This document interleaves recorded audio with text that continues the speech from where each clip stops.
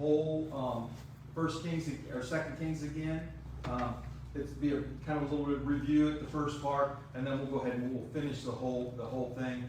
And we got it recorded, and we still recording. Uh-oh.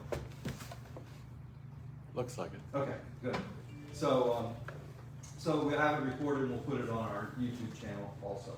So let's go ahead and get started. Choose the date. I didn't even change the date. Been a little busy last week.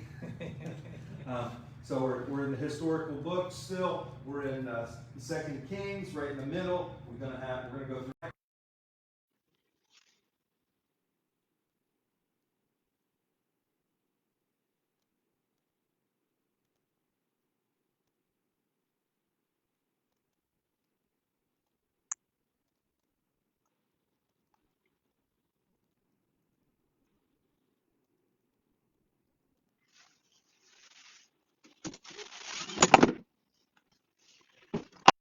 Esther doesn't mention God at all. Interesting. So a lot of times when they come to putting either it's in the Bible or it's not in the Bible, Esther wants to get left out because of that. Because it does talk about God. Okay, so that's where we're at. Okay, 1 Kings. This is what we went over in 1 Kings. Once again, the kings that are highlighted in red are bad. You know, red, the devil, they're going to hell. No, red. The ways of pleasing God and the ways of Samuel. Okay, and then the rest of the kings from 2 Kings, and you can see once again, there's not very many good kings, and that goes back to, if you recall, the nation said, we want a king, and God told them, no you don't, and they say, yes we do, and then Samuel prophesied that this would happen.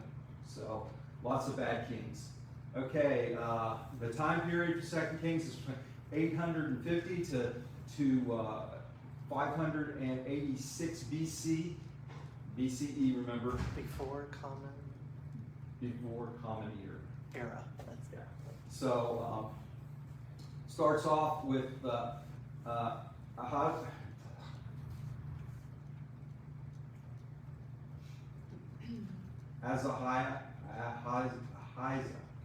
I'm not going to get the names right this time. Anyway, consulting Beelzebub. Bad king goes and consults Beelzebub. Elijah says, why are you consulting him? Is there no prophets here that you can consult our God, the God of the... So there's a little contest between them. But I noticed that one of the things you notice, remember, we need this for context of what Jesus is talking about. So when we see the things that it talks about in the Old Testament, and then we can understand the New Testament better. So Elijah was the main prophet. He was the dude, okay? As a matter of fact, we'll see here in a little bit, he doesn't die. He goes straight to heaven. It's like, ding, ding, ding, ding, you are the man. You don't see death, you're going straight to heaven. So everybody's fantasy of I'm so good, I'm going straight to heaven. I did what God wanted. Anyway, but his dress, his garments, he wore garment of hair, either camel's hair, and a leather belt. Where do we hear that? Well, that's how John the Baptist. So you can see, when you see John the Baptist dressed in camel hair and belt, the first thing these people are thinking is, this is Elijah, come back. Okay. So, but anyway, so Elijah does the thing with the king. The king calls out, goes to tell Elijah that we don't like what you're saying. So he sends out 50 men, and Elijah calls down fire. Boom, they're dead. So king sends out another 50 men, and Elijah calls down fire. Boom, they're dead. Calling down fire. Remember the New Testament when James and John asked if they wanted to call down fire? He says, asked Jesus, do you want us to call down fire on them? This is what they were talking about. They felt like they were of a prophet of so much stature that they could do this. Okay, so the third time, the king sends out the man, the captain gets wise. He's like, I'm not going to mess with him. So he bows down right away when he gets to Elijah, and he says, please come with me to talk to the king. So, and God tells Elijah, yes, go. And then the story of Elijah against the prophets of the Baal. And that's when he builds the fire, and he tells them to go ahead and call down their God so that they can do a sacrifice. And they cut themselves and they dance around, and nothing happens. And then he says, okay, now flood it. Put water all over it. Put the water in the trench, and he calls down, and all the water's gone and the fire's blazing. So, okay. And then the story of Elijah going to heaven. Now Elijah and Elisha. Elijah is the main prophet. Elisha is his kind of protege. And Elisha asked God for a double portion. Actually, he asked Elijah, and I have a double portion of your spirit when you leave. And then Elijah tells him, if you see me go and this happens, then yes. And that's exactly what happens. He sees the chariots of fire swoop down and take Elijah and go to take him to, it says the cloud. So he takes him away. So Elisha takes over after that point, and the first thing he does is these Moabite children are running around, and we come to the conclusion that Elisha is bald, because that's what the kids, they're teasing him. They're like, he's like walking around, and they're chasing him, you know, this oddity, this prophet that's walking among us, and they're calling him, hey, Baldy, go away, Baldy, Baldy. And he calls a curse down on them. And bear comes out of the forest and comes down out of the mountains and mauls 42 of the children. Like, man, oh man. Don't mess with the prophet of God. We see this. We see this in Elijah. 50 men come out. 50 men don't come back. Twice. So that was one of the first things that Elisha did. Okay. Joram comes king. Jehoshaphat and the king of Edom go out to battle Moab. Moab is north again, and with Joram. So the northern kingdom is being fought over from the north, and these other kings, the southern kings, the Judah king and the king of Edom, go to help him repel this invasion. Elisha calls down water because the land is in drought. They go to Elisha and say, "Can we go out and do this? Should we do this?" He says, "Yes, go." And the land's all dry, and they're thinking, "What did we do?" Sounds like the old wandering in the desert. Moses brought us out here to kill us. You know, Elijah's tricked us. He's got us out here, and now we're going to get all destroyed. But he calls down, and they see pools of water, and so they're able to get water and get nourishment and go ahead and attack, and the three kings defeat Moab. Then we have the stories about Elijah's deeds, because you got to have deeds to prove that he's a prophet, right? So the oil, a widow comes to him, and he tells the widow to get as many jars as you can. So she goes around buying jars and getting jars, and then she has one jar of oil. And he says, pour the oil in all the other jars. And she does. And it just keeps filling the jars and filling the jars and filling the jars until she gets to the last jar. And as soon as she fills the last jar, finally the oil's out. So, have you seen that? They kind of try to do this to us in a reverse way of the McDonald's. They show the video of the big container, the large drink, and then the smaller drink, and then the smallest drink, and then they take and they fill up the large drink, and they take it and they pour it, and it just fills up the medium drink, and you're like, ah. And then they take it and they pour it into the small drink, and it only fills up the small drink. And then they go back, they go in the reverse way to show you that it's true, but so they're trying to say that they're all the same. But that's kind of like what happened was she had one jar and she filled up all the other jars, but it's not that the jars were all different sizes. But okay, so that's one of the deeds of Elisha. And she's barren. She doesn't have a kid. So Elisha says, you will have a kid. She has a kid. So, and remember back then, if you're a widow, you got to remarry or else. Starved to death. Exactly, because women they were more than marginalized. They were just not part of society. You were property.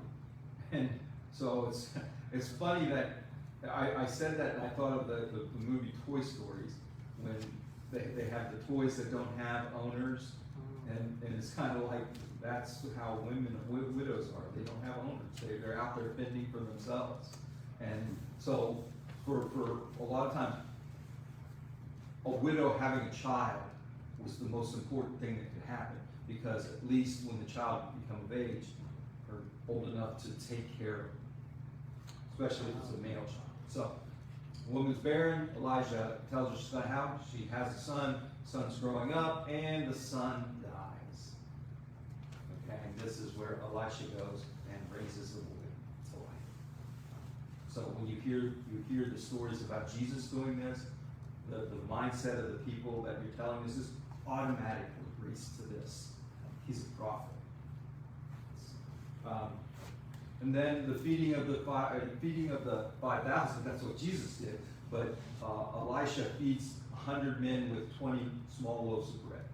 So once again, when Jesus feeds the 5,000, mine is automatically one here. The story of Nahum. He's the commander of the king of Aram. Elisha tells Nahum, he comes to Nahum, he's got what they call leprosy. He's got some kind of skin deformity, skin disease. And Elisha tells Nahum to go and wash in the Jordan. Go wash in the Jordan. You'll be okay. 3 times. Boom, boom, boom. They're like, okay. Is that it? He's like, that's it. And so Nahum gets upset. I go all the way to see this guy, and he tells me, here, take this pill, and you'll be fit. And he's like, come on, I can't just take a pill. He says, I can't just go wash.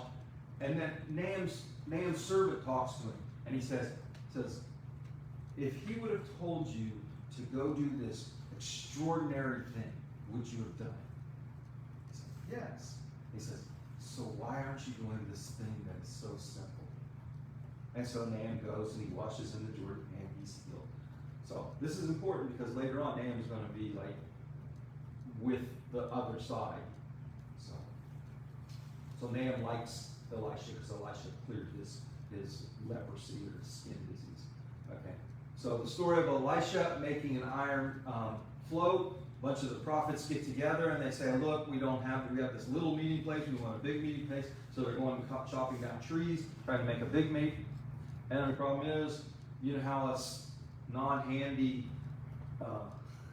prophets and academic kind of people are, and they chop it down and then the handle flies off, or the axe flies off the handle and sinks in the Jordan. It's like, oh great, now we lost that, now what are we going to do? But Elisha comes over, he makes iron float on top of the water. So it's pretty impressive. Someone would say that was Elisha that gave the idea that battleships could be made out of iron instead of ships could be made out of iron instead. Oh wow, so good. I'm not sure if that's true or not. Okay, so Aram is at war with Israel, and Elisha tells Israel everything that Aram is doing. He probably got insight from someone that he's done like Nahum, or with the king of Aram. So he's telling him. And so Armenians siege Samaria because that's where Elisha is, and they're looking to kill Elisha. So they siege. When you siege, you just surround the city and you say, okay, you either give us what we want, or we're going to make you starve to death or die of thirst. And that's what's happening. And so the king of Israel wants to have him killed. He says, let's just kill Elisha and throw him out there. Get rid of it. And then Elisha causes the sound of many chariots to approach in the night. Sounds like the sieging party is being surrounded now. And they get scared and they run away. And there's a prophecy that Elisha says that in a short amount of time, everybody will have food and everybody will be happy, and this whole siege will be over. And that's what happens, because he makes the sound. All the people that are doing the siege, that Armenians are around there, and they run away. They just run away. So drop everything and run. So now all the provisions that they had, they bring into the city, and everybody gets fed, everybody's happy, and the threat is gone. Just like Elisha promised. Okay? And that's what happens there.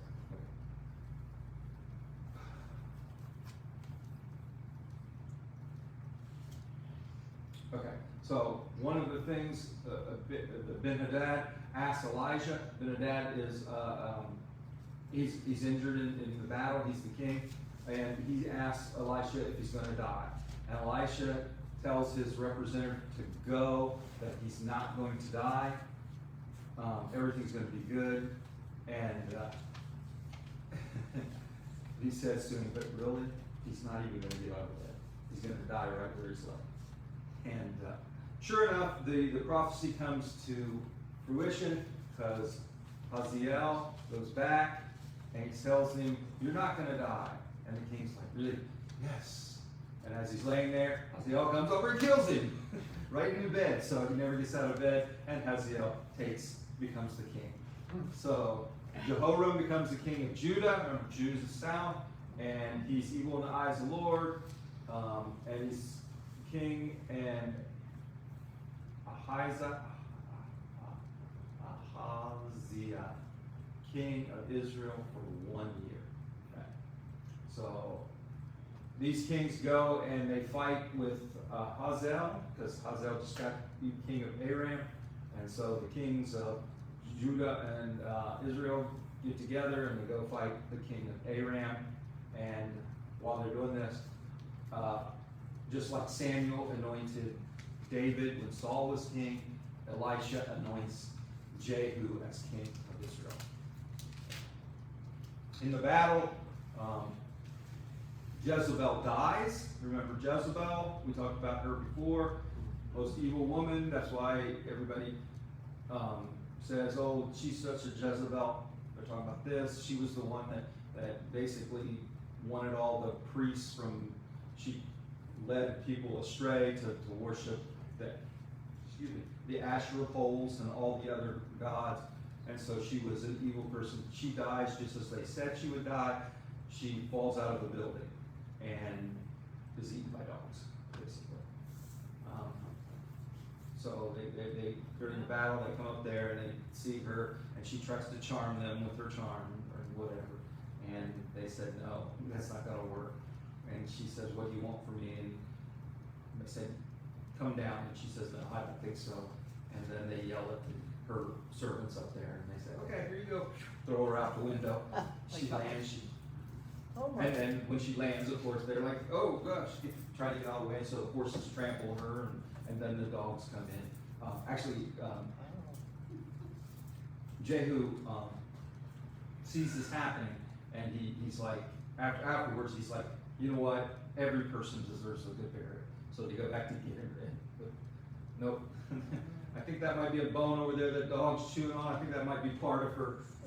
So the dogs eat her, and just like the prophecy says. So horrible, horrible things happen in the Old Testament. So these need to be kindergarten stories, right? I know, they were worried about censoring our movies. If you're going to be in books in the library or books in school, maybe this should be one of them. Oh my goodness. Okay, so Jehu is been anointed, but he's not really the king. But he goes and he kills both the king of Judah and the king of, because they're evil. And now he's going to have this uprising of righteous, and he's going to try to turn all of the Israelites, north and south, to doing right in the eyes of God. So he goes down and he hunts down all of Ahab's. Ahab was the first really bad king, and so he hunts down all of his family, eliminates them. Because there's 70 princes, this king probably had, many wives, and all the wives are political allies and everything, so he has children from them. Well, Jehu hunts them all down, cuts off 70 princesses' heads. Yeah, and he kills Ahazah's family, 42 in all in there. So we joke. I used to watch a lot of Quentin Tarantino movies, and he even makes fun of it in one of his movies where somebody's shooting and he's got death tally, and he's like a little screen that's rolling and rolling, this little counter that's rolling and rolling because all the people that are dying in his movie. And it's a joke in modern day movies that he's a very violent movie writer, and a lot of people die in his movies, and well, you can see here there's a lot of people who's keeping a death tally on this guy, but he's doing it because of God, so it's okay. He's getting rid of the evil people. Okay, that was sarcasm, folks. So he calls all the servants and the priests of Baal together. Baal, once again, it just means Lord. In other words, just like the Israels, they called their God Lord too. But in their language, Baal was Lord, as Adonai was to the Jews. So they call him to a big worship service. Hey, we're all going to get together. We're going to worship God. And he puts them inside and destroys them and destroys the building. Destroys their temple. So Jehu hunts down and kills all the family. Oops, I heard that. So now Aletha, who is Ahazah's mother, decides, no, Jehu, you're not the king. I'm the queen now. And she becomes the queen of Judah. Has all of the royal family killed. So she kills all of her kids so they might try to take her throne and everything, so that she's going to stay on the throne. So Joash was hidden, her one son was hidden and kept safe until he was 7 years old. So she ruled for about 7 years like this. And then she's killed. And the temple killed, and the temple of Baal, when all that happened. So Joash repairs the temple, the temple of God, to the Lord, and then he is assassinated, and Amaziah, king of Judah. A lot of assassinations. You know, I would really like to sit down sometime and go over some of these medieval series like King of Thrones and what's the other one? King of Thrones is the big one. But some of the other ones, and see how much they mirror. Like the guy didn't really write King of Thrones. He just went through the Bible, changed the name, and this person's assassinating this person, and this person are fighting. I'm kind of curious to see how they line up a little bit. Anyway, so now we go into Jehoahaz, becomes king of Judah. He delivers Israel from the hands of Arams. Once again, Aram's pressing them. They're trying to take over, and he relieves them. So after him, Joash takes over, and this is when Elisha dies. Okay, so he's died, he's put in a tomb. And then this is where we get the idea of saints. Okay. When he's dead, he's in the tomb, a man comes along and he himself is dead. And so they just take him and throw him into the tomb, which happens to be Elisha's tomb. And when he touches Elisha's body, he's resurrected. So a lot of times when we talk about the saints, they look at stories. Did they have a story like this in there? And we call it relics. They have something that touched the saint, that touched somebody else and caused a miracle to happen, or the saints' bones themselves. That's why a lot of times in the Catholic Church, the altar used to, like many years ago, the altars would have like a relic or a bone of one of the saints in the altar somewhere. So, but you can see where that comes from this story here. So, Amaziah becomes king of Judah at the age of 16 years old, and he does what is right in the eyes of the Lord. Okay, so 16-year-old comes to power. Who do you think's really in power? Him or the people around him? And this is when we see that he decides he's going to take down all the high places. You no longer can go up on the mountain and worship God. You have to come here. Kind of like the priest whispering in his ear. No, make everybody come to us, right? So that we get rich. You go burn it on the, we can't go up there and get the, you know, all the fatty portions and everything that's supposed to go to the priest. They just end up burning a whole sacrifice or whatever they do, and they don't get. So that's my theory behind that. It doesn't explicitly say that in the Bible, but you can see that happening behind the scenes kind of thing. Okay, so he decides to go to war against Israel. This is Judah going to war against Israel. Joash takes the treasure of the temple and basically uses it to keep the other countries, the big countries we're talking about, Egypt and Babylonia, and I'm drawing a blank. I'm having a brain moment here. What captivities were there? Babylonia. Egypt. And who took them away first? Egypt. You talking about all the different countries there? Second. You talking about the countries that are around Yeah. Egypt? There's Mesopotamia. No, Mesopotamia, which was the Syrian, or the not the Syrians, the brain's fried today. What am I thinking of, Cindy? Not Syria, Assyria. Samaria. Not Samaria, Syria. Okay, thank you. Anyway, he's going to protect them by offering the gold in the temple to kind of appease these people.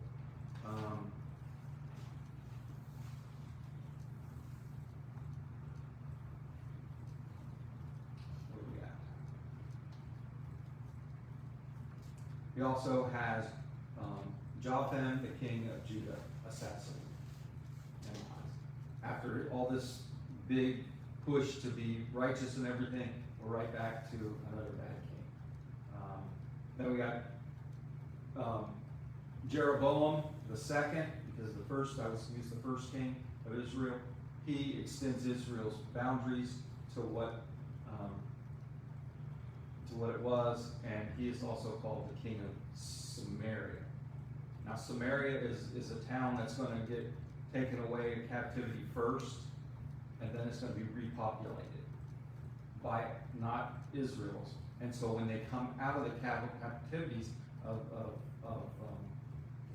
Babylonian captivities and everything, and they come back, then they repopulate the area, because all these other ethnic groups from different, and so they just kind of intermingle. And so when we get to the Bible, you see Jesus, and there people talk about how they don't like Samaritans, the Samaritans, because they're not true Israelites. And we get the Samaritan woman at the well, and Jesus talks to her. Well, first of all, she's at the well at noon, so she's probably not of good repute. And second of all, she's a woman. Why is he talking to a woman? And then third of all, she's a Samaritan. So Jesus strikes out on that one, right? But yet, such a great, loving message. Mm-hmm. Okay, so after that, Zechariah becomes king of Israel, and he's killed by Shallum. Shallum becomes, and he's only king for 1 month, and Shallum is killed by Menahem, and he becomes king. What was that? And then king kills king, gets removed. King kills king, gets removed, until we get to Hezekiel, king of Judah, who removes all the high places. Once again, going back to that idea, you got to come and you got to worship here. Assyria is what I was thinking. It's the Syrians, Samaritans. That's not what you said. So Assyria is the first one to come in, and Sennacherib is the king of Assyria. He come in, he just takes everything from Syria, which is over here in Mesopotamia, comes down through and takes everything, and then he goes over and he kind of does a little bit of battle with Egypt. And so what's happening right here is Israel's finding out that they're going to be center stage for all of the wars, world wars, as it was, at least their wars. You're gonna have the Syrians come in, Egyptians fight them, then they get drawn back, and then the Babylonians take over, and then they come down and they try to, and then they get drawn back, and then later after Jesus, after this, you're gonna see Alexander the Great come this way out of Greece and come this way, and they're right in the middle of all this goings on. Anyway, so once again, the king of Assyria offered gold from the temple. They take all the stuff from God and give it to this, and then, but he's all the time he's planning to use Egypt to fight off the Assyrians. And then that's when Isaiah, the prophet Isaiah, starts showing up and starts making plans and telling what is going to happen. And he prophesied that there will always be a remnant of Judah from David, because David was after God's heart. He loved God so much and all this, that he will always have a remnant, a king or something left in Judah with lineage back to David. So Assyria is overthrown by Babylon, and Judah gets taken away to captivity. Manasseh becomes king, and worships Baal and does evil in the land, sacrifices sons. He sacrifices his son on fire. Sounds like he actually uses his son as a sacrifice. And we think, oh my gosh, it's so terrible, it's so terrible. What was Abraham going to do to his son? Same thing. Same thing. Exactly. Sacrificing. So you think the only difference is God stopped him, right? Because you got to prove your faithfulness to him. Yep. So a lot of things that we attribute to being evil and bad is things that other people that are good have done. So it's like, where's this all fit together? So anyway, so Judah is turned upside down at that point. Amon becomes king, worships idols, his officials assassinate him.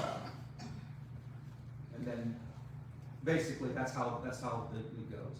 Assassination, king, assassination, everybody's getting taken away to captivity and going on until finally there's only a remnant left in Judah. And Zedekiah becomes king, and they think he's a puppet king, but he rebels, and that's when they come in. The Babylonians say they come in. And, okay, you're going to be rebellious. Boom, knock down your temple, destroy your temple. You don't have a God now. How are you going to rebel? That's when that, and only the poorest people are left in Judah and Israel to work the land. So in other words, we still want stuff from them, so we'll just leave the very poor and they'll work the land and give us tribute. So, in a nutshell, that was Kings, 2 Kings. So a lot of, like I said, I actually did this in my class the other day. I was joking around and